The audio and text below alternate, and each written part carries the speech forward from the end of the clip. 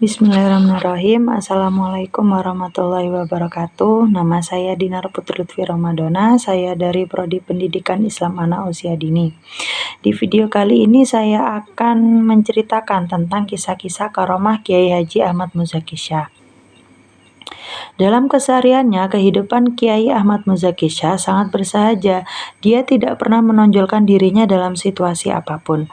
Sebagai pengamal ajaran Tarekat Qadiriyah, Kiai Haji Muzaki mendapat anugerah Allah berupa karomah. Dengan karomahnya, beberapa kali ia membantu orang atau melawan kebatilan yang mungkin bagi orang awam itu tidak masuk akal.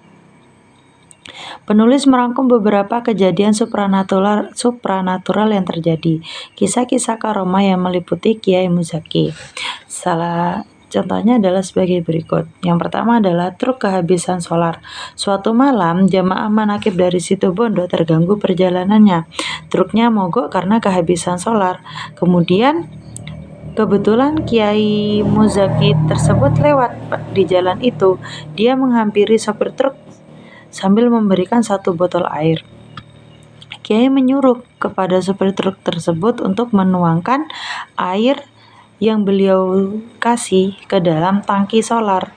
Meski dengan perasaan masyghul, dengan perasaan yang tidak percaya 100%, sopir truk tersebut tetap melakukan perintah yang diperintahkan oleh Kiai tersebut, dan ajaibnya mesin truk tersebut kembali hidup dengan bahan bakar sebotol air yang diberikan oleh Kiai tersebut. Maka perjalanan pun dapat dilanjutkan kembali. Contoh yang kedua adalah menghentikan mobil dari jarak jauh. Pernah juga terjadi saat Kiai Muzaki makan bersama keluarga, tiba-tiba melihat bayangan sahabatnya, yakni Nasihin, persis di sebelah kiri dekat ruang makan. Saat itu Nasihin mengendarai mobil dan nyaris serempetan dan melaju ke arah tembok pagar rumah. Kiai Muzaki saat itu sedang makan siang, terkejut melihat bayangan seperti melihat televisi itu. Refleks dengan tangan kirinya bergerak menghentikan mobil Nasihin agar jangan menabrak tembok tadi. Sore harinya, Kiai Muzaki kedatangan tamu yang mengabarkan mobil Nasihin nyaris menabrak tembok pembatas jalan. Tapi beruntung selamat. Mendengar cerita itu, Kiai Muzaki Syah tersebut terkejut. Kenapa ceritanya sama persis dengan apa yang beliau lihat saat makan siang tadi? Di lain waktu, Kiai Muzaki sedang naik mobil menuju suatu desa untuk mengisi pengajian. Antara sadar atau tidak, atap mobil terbuka hingga ia bisa melihat langit malam. Kemudian ada makhluk seperti manusia tetapi bertubuh tinggi dan besar. Kemudian terdengar suara, "Siapa ahli surat Al-Ikhlas maka ia akan selamat." Suara itu sangat jelas terdengar, tapi Kiai tidak paham maksud perkataan itu. Bisa jadi orang yang membiasakan membaca surat Al-Ikhlas pasti akan mendapatkan keselamatan, atau orang-orang berjiwa ikhlas atau muslim yang akan selamat. Contoh yang ketiga adalah bayi mati hidup kembali. Suatu kejadian aneh terjadi pada tahun 2004 di Desa Besuki, Kabupaten Situbondo. Ketika itu seorang wanita jamaah manakib melahirkan, namun malang tak dapat ditolak. Bayi yang dilahirkan meninggal dunia. Melihat kenyataan itu, keluarga sepakat untuk tidak memberitahukan kepada ibunya yang malang itu. Mereka khawatir ibunya akan shock dan malah dapat menimbulkan hal yang tidak diinginkan. Rupanya sang ibu melihat sesuatu yang tidak beres. Itulah sebabnya dia bertanya seputar anak yang baru dilahirkan itu. Karena keluarga sudah sepakat untuk tidak memberitahukannya, maka dibiarkannya ibu itu menangis. Sementara itu, segala macam keperluan pemakaman disiapkan. Jenazah sudah dimandikan dan segera dikafani. Tetapi ibu itu terus menangis. Dia sudah merasakan anaknya meninggal. Itulah sebabnya dia memohon dapat melihat jenazah anaknya meski hanya sebentar. "Mana anakku? Saya mau gendong sebentar saja. Saya mau lihat wajahnya," kata ibu itu sambil menangis.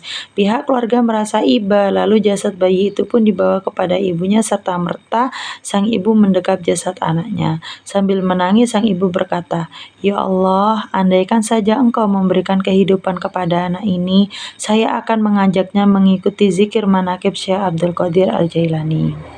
Subhanallah, tiba-tiba saja mayat bayi itu bergerak dan menangis. Seketika para pelayat yang memenuhi rumah bertakbir memuji kebesaran Allah. Sekarang bayi tersebut sudah berusia 4 tahun dan dalam keadaan sehat.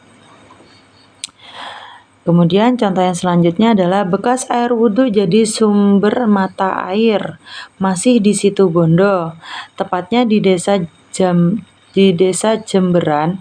Di desa itu tidak ada sumber air. Untuk mendapatkan air, penduduk biasanya mengambil terlebih dahulu ke sumber mata air yang berjarak 2 km. Suatu ketika, Kiai Muzaki hendak mengisi pengajian di desa tersebut. Saat hendak mengambil air wudhu, dia tidak mendapatkannya. Kebetulan pula tuan rumah sedang tidak ada persediaan air.